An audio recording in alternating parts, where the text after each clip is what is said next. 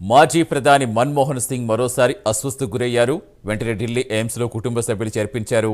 అత్యవసర విభాగంలో చికిత్స జరుగుతోంది. ప్రస్తుతం ఆయన ఆరోగ్య పరిస్థితి విషమంగా ఉన్నట్టు తెలుస్తోంది.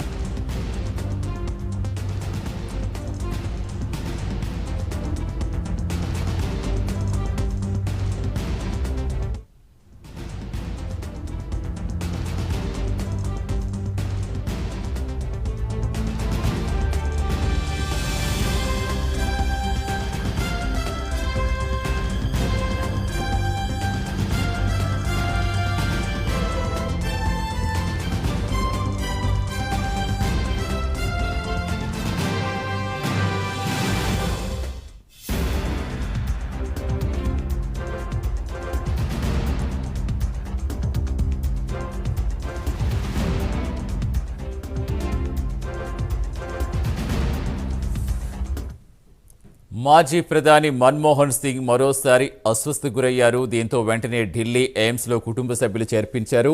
అత్యవసర విభాగంలో చికిత్స కొనసాగుతోంది. ప్రస్తుతం ఆయన ఆరోగ్య పరిస్థితి విషమంగా ఉన్నట్టు తెలుస్తోంది. పూర్తి సమాచారం ఇచ్చేందుకు ఢిల్లీ నుంచి మా నేషనల్ బ్యూరో చీఫ్ కళా జానుతున్నారు. కళా, ప్రస్తుతం ఎలా ఉంది మన్మోహన్ ఆరోగ్య పరిస్థితి? హెల్త్ బులెటిన్ ఏమైనా రిలీజ్ చేస్తారా? డాక్టర్స్ ఏం చెప్తున్నారు? సతీష్, మనకు కొద్దిసేపటి క్రితమే మన్మోహన్ సింగ్ మాజీ ప్రధాని మన్మోహన్ సింగ్ అనారోగ్యంతో ఆసుపత్రి ఢిల్లీ ఎయిమ్స్ మెడికల్ ఎయిమ్స్ లో జాయిన్ అయినట్లు కూడా కాంగ్రెస్ వర్గాలు వెల్లడించాయి. ఎక్కడా కూడా వాళ్ళ కుటుంబ సభ్యులు ఎక్కడా కూడా దీనిని ప్రకటించలేదు. అయితే మాజీ ప్రధాని మన్మోహన్ సింగ్ వయసు 92 సంవత్సరాలు. గత కొంతకాలం నుంచి కూడా అనారోగ్య సమస్యలతో వృద్ధాప్య సమస్యలతో కొంత బాధపడుతున్నారన్నటువంటి విషయం గతంలో కూడా కొన్ని సందర్భాల్లో కూడా అనారోగ్యంతో ఆసుపత్రిలో జాయిన్ కావడము మనం చూసాం. అయితే ఈ రోజు మాత్రము చాలా అనారోగ్యము చాలా క్షీణించడంతో వెంటనే హుటాహుటిన అత్యవసరమైనటువంటి ఎయిమ్స్ మెడికల్ సైన్స్ దాంట్లో ఇక్కడ ఐసీయూలో చేర్పించడం జరిగింది. అయితే ముఖ్యంగా ఇప్పటి వరకు కూడా ఎక్కడ డాక్టర్స్ కి సంబంధించినటువంటి హెల్త్ బులెటిన్ ఎక్కడ విడుదల చేయలేదు. మరి కుటుంబ సభ్యులు కూడా ఎక్కడా ఇప్పటి వరకు కూడా ప్రకటించలేదు. కానీ మనకు అందుతున్నటువంటి కాంగ్రెస్ వర్గాల నుంచి అందుతున్నటువంటి సమాచారం వరకు మాత్రమే మనం ఈ ఇన్ఫర్మేషన్ చెప్తూ ఉన్నాము. అయితే మెడికల్ ఎయిమ్స్ లో సంబంధించినటువంటి వరకు చాలా హై సెక్యూరిటీ ఉండేటటువంటి హాస్పిటల్. బట్ విఐపి సెక్షన్ అనేది కూడా చాలా సెక్యూరిటీ ఉంటుంది. అంటే నార్మల్ పబ్లిక్ కి ఒక వర్షన్ ఉంటుంది, తర్వాత విఐపి పర్సన్స్ కి ఒక వర్షన్ ఉంటుంది, ఒక హై సెక్యూరిటీతో ఉంటుంది. స్పెషల్ గా ఇప్పటి వరకు కూడా సెక్యూరిటీ వ్యవస్థ ఉండడంతో ఎక్కడా కూడా ఈ సమాచారాలు అన్నది ఇంకా బయటికి రాలేదు.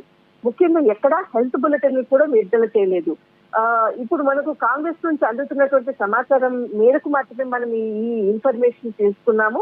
అయితే ఇప్పటి వరకు కూడా ఎలాంటి సమస్యతో ఈ రోజు హాస్పిటల్లో జాయిన్ అయ్యాడు అన్నటువంటిది మనము క్లియర్ గా చెప్పలేం. కానీ గత కొంతకాలంగా నుంచి కూడా అనారోగ్య సమస్యలతో వీల్ చైర్ కి అంకితమయ్యాడు. అంటే తను బెడ్ లో ఉండే తనకు కావాల్సినటువంటి సౌకర్యాలు చేసేటువంటి వ్యవస్థని కూడా ఇంట్లో ఏర్పాటు చేశారు అన్నటువంటిది మాత్రమే మనకు సమాచారం ఉంది.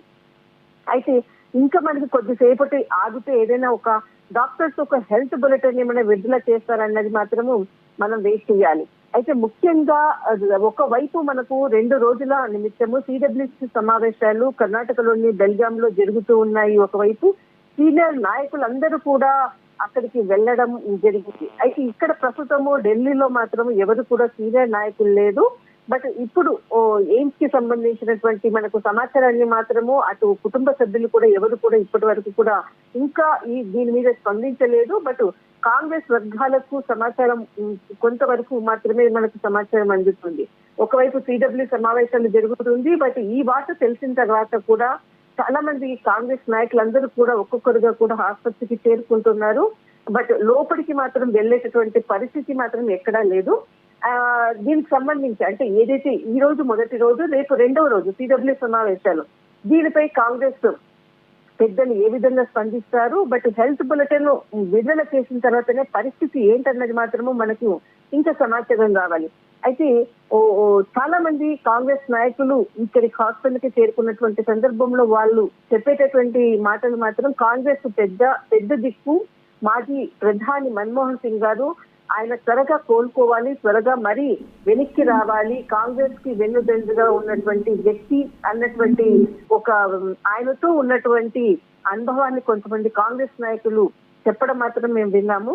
అయితే ముఖ్యంగా ఆయన హెల్త్ బులెటిన్ విడుదలయ్యాకనే విషయం ఏంటన్నది మాత్రం ఒక క్లియర్ మనకి సమాచారం మాత్రం అందుతుంది సతీష్. బట్ ఇప్పటి వరకు కూడా ఎక్కడ వాళ్ళ కుటుంబ సభ్యులు ఎక్కడ కూడా దీనిపై స్పందించలేదు. రైట్, థ్యాంక్ యూ కళ.